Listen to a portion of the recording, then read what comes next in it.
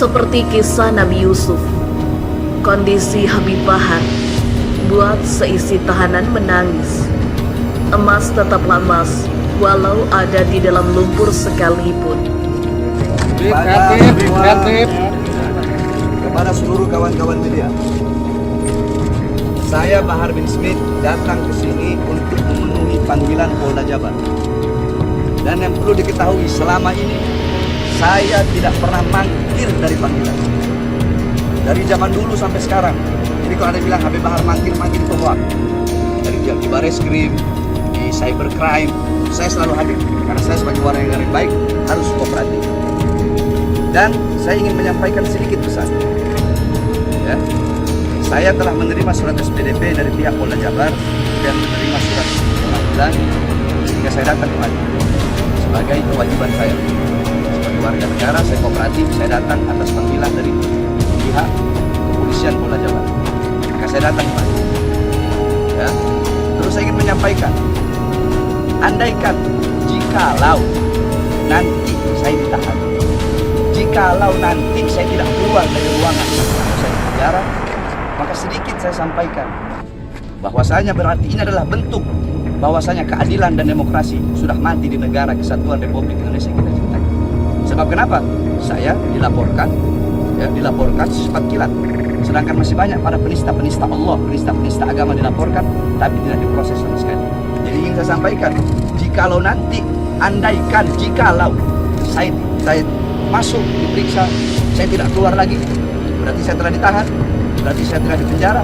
Maka wahai rakyat, wahai bangsa, wahai Indonesia, wahai rakyatku, wahai bangsaku, khususnya umat Islam, para ulama, para habaib, para kiai, bukalah mata kalian bahwasanya teruslah berjuang untuk menyampaikan kebenaran. Tidak ada apa-apa. Tidak ada apa-apa. Kalau masa ke sini kita bisa tenangkan, kita sehat. Ada jawaban. Kan mulai dasar ini. Tolong sampaikan kawannya jangan disediakan. Akhirnya ada hal-hal yang tidak kita inginkan.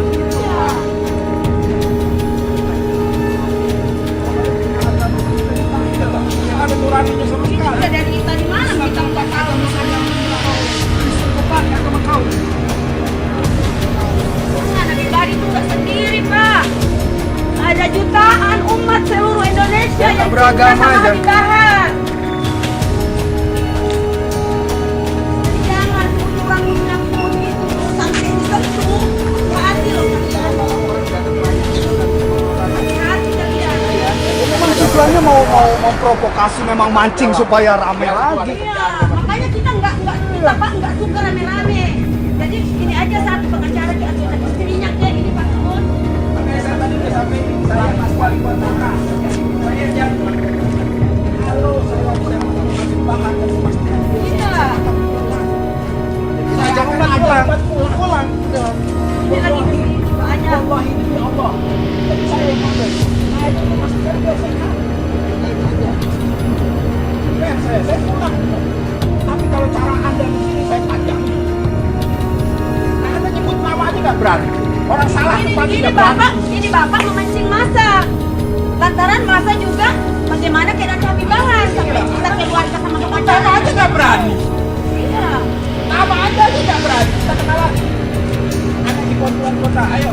Jadi kita ini orang salah kok. Iya. Ini salah, prosedur Anda ini salah. Saya bukan pengacara baru kemarin, saya pengacaranya Habib Rizik juga.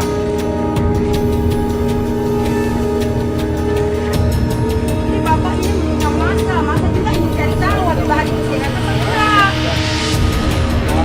Kita nggak boleh akses masuk, kita dikasih, kita tidak boleh. Katanya steril area.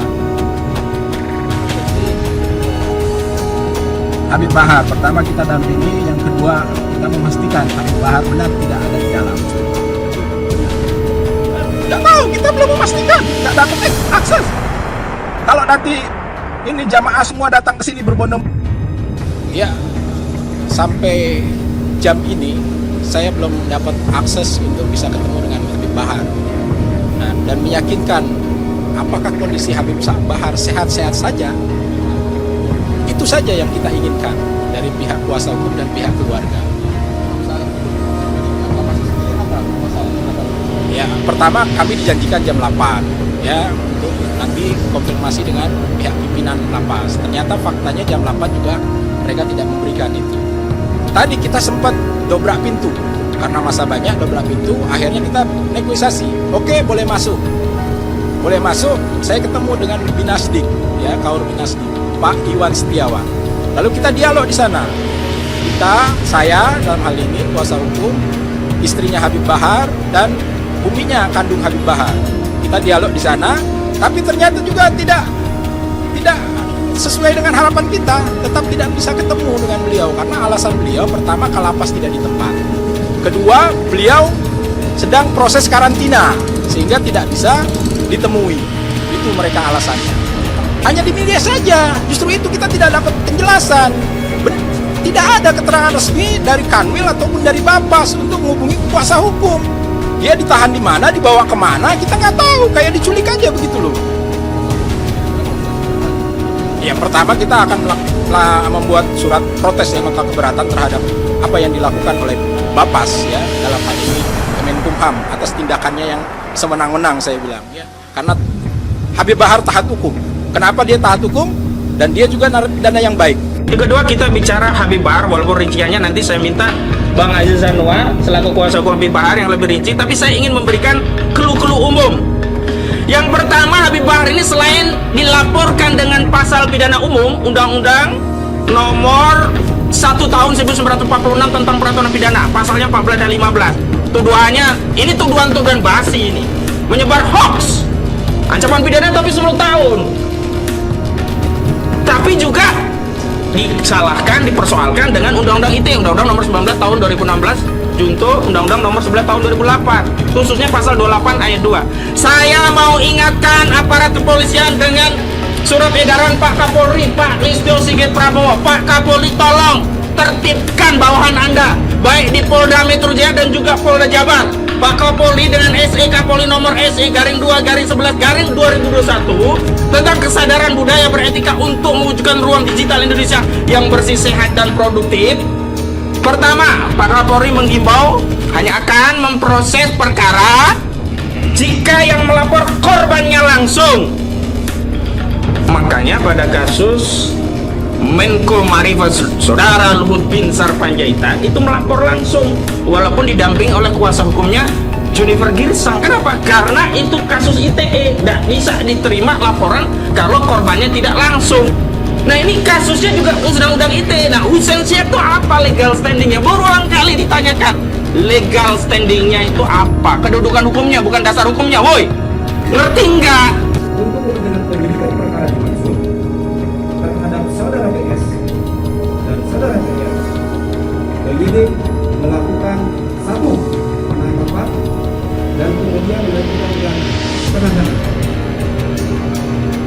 berdasarkan tentunya alasan-alasan subjektif dan objektif. Yang pertama, alasan subjektif adalah dikhawatirkan mengurangi tindak pidana. Selain itu dikhawatirkan melarikan diri dan menghilangkan barang bukti. Alasan objektif bahwa ancaman hukuman terhadap pasal-pasal yang dipersangkakan kepada kedua tersangka.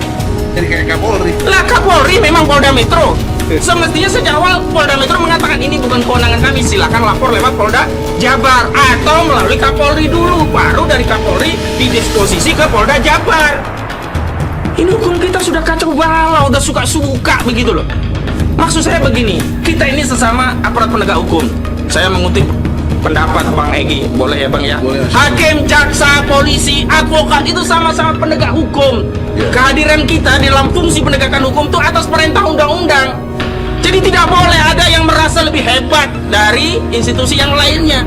Karena itu hargai setiap argumentasi advokat, khususnya dalam konteks penegakan hukum. Dalam hal ini kami berargumen ini persoalan hukumnya sebenarnya suka-suka, jadi tidak lagi pakai pakem-pakem gitu loh.